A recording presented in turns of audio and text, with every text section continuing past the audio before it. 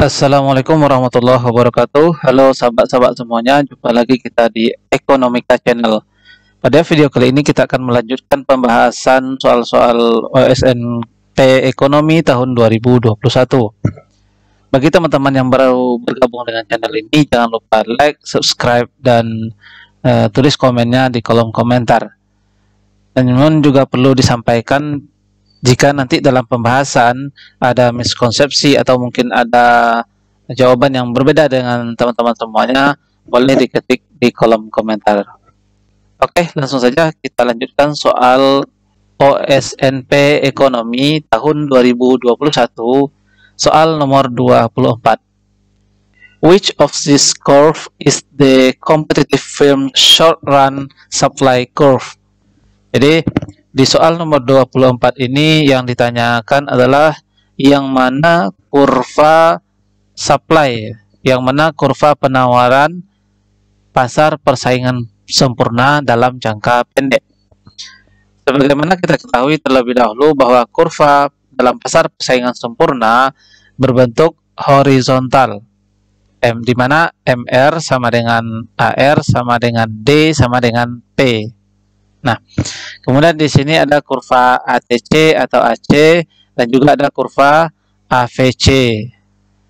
Dan kemudian ada kurva yang memotong ya, dari bawah AVC dipotong, AC juga dipotong. Itu namanya kurva MC. Nah, jadi di sini kita perlu mengetahui bahwa yang disebut dengan kurva supply atau kurva penawaran dalam jangka pendek di dalam pasar persaingan sempurna itu adalah kurva kurva MC. Jadi kurva MC juga disebut kurva supply atau kurva penawaran dalam jangka pendek di dalam pasar persaingan sempurna, dimulai dari titik AVC minimum. Jadi kurva MC yang naik ke atas, yang mulai dari AVC minimum, inilah yang disebut dengan kurva supply. Oleh karena itu, maka jawaban yang tepat untuk soal nomor 24 ini adalah kurva MC. Yang A, the average variable cost, bukan kurva ini ya, bukan kurva AVC. B, average cost juga tidak. C, marginal cost. Marginal cost dimulai dari pada saat AVC-nya ya, AVC-nya pada saat AVC-nya naik ya. Jadi pada saat kurva AVC itu dipotong oleh kurva MC.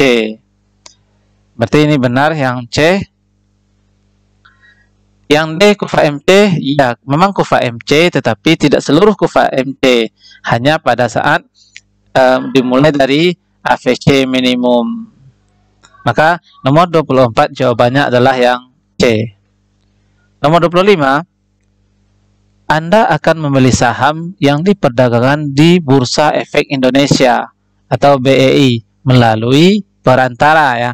Perantara yang disebut di sini adalah broker ya.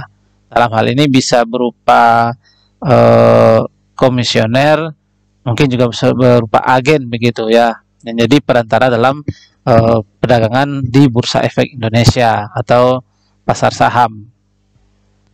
Lanjut, nomor 26. High inflation rates can be dampened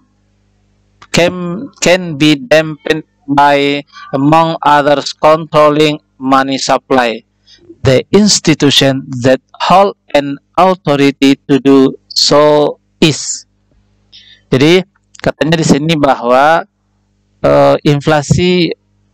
rata-rata inflasi yang tinggi itu dapat diatasi ya, atau dikontrol dengan melakukan money supply ya, atau penawaran uang. Yang ditanya di sini adalah institusi, istilahnya yang mempunyai wewenang atau otoritas dalam melakukan kontrol terhadap money supply itu tentu adalah bank sentral ya.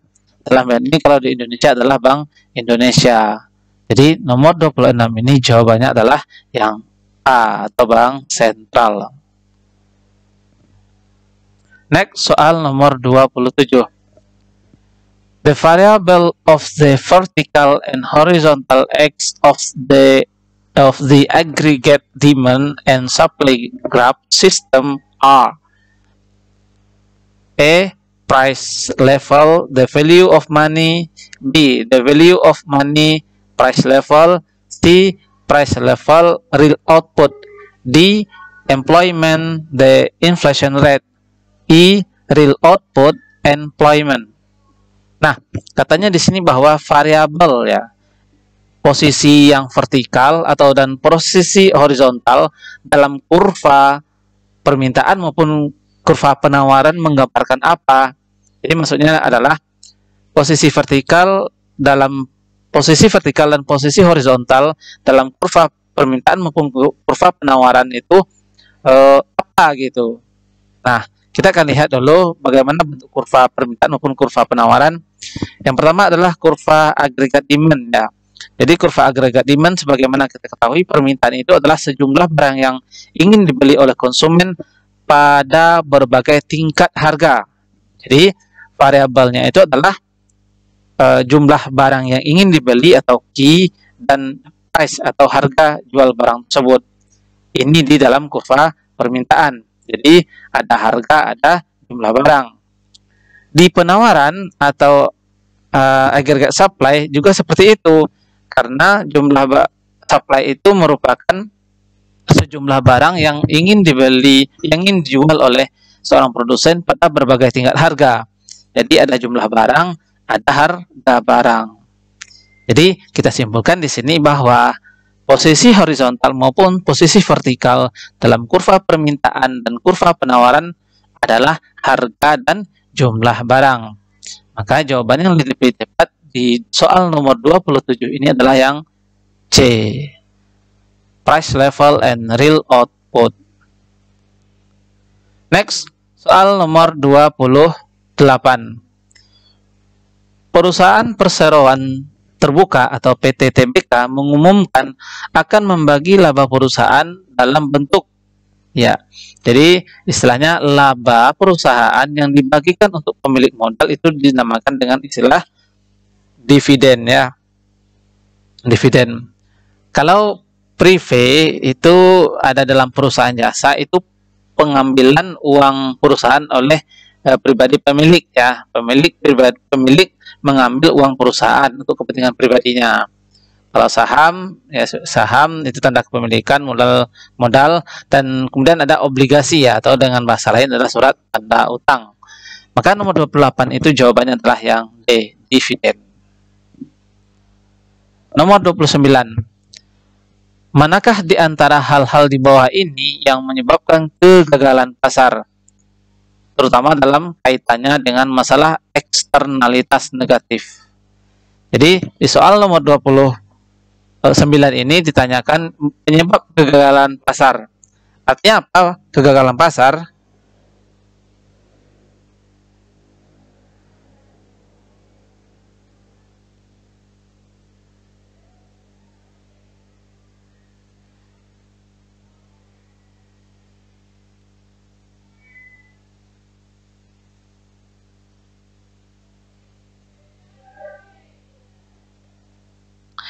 Jadi kegagalan pasar itu adalah suatu kondisi di mana pasar itu mengalami kegagalan dalam penyediaan kebutuhan secara efisien atau adanya ketimpangan antara produsen dengan konsumen. Jadi artinya di sini bahwa ada beberapa hal yang menyebabkan terjadinya kegagalan pasar. Mungkin bisa berbentuk informasi yang tidak sempurna, bisa berupa barang publik, bisa berupa eksternalitas, dan juga bisa sifat lain-lain begitu. Nah, salah satu dari yang kita sebutkan tadi ada namanya eksternalitas. Eksternalitas ini adalah bahasa lainnya adalah dampak samping atau efek samping yang timbul dari kegiatan ekonomi. Nah, dalam kegiatan ini dalam soal ini yang dibahas adalah mengenai eksternalitas negatif. Jadi dampak negatif yang timbul karena adanya aktivitas ekonomi. Nah, Jadi di soal nomor 29 ini yang mana option di bawah ini yang termasuk eksternalitas negatif? A.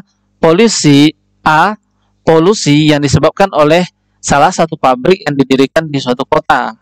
B. Subsidi pemerintah pada masyarakat kurang mampu. C. Vaksinasi massal di era pandemik. D. Pendidikan gratis 9 tahun. E. Kebijakan pemerintah untuk menaikkan pajak pendapatan. Nah, tadi yang dibahasnya adalah mengenai dampak negatif gitu ya. Maka di antara kalimat yang 5 poin ini yang cocok itu yang merupakan eksternalitas negatif itu adalah adanya polusi. Polusi ini timbul karena ada aktivitas ekonomi.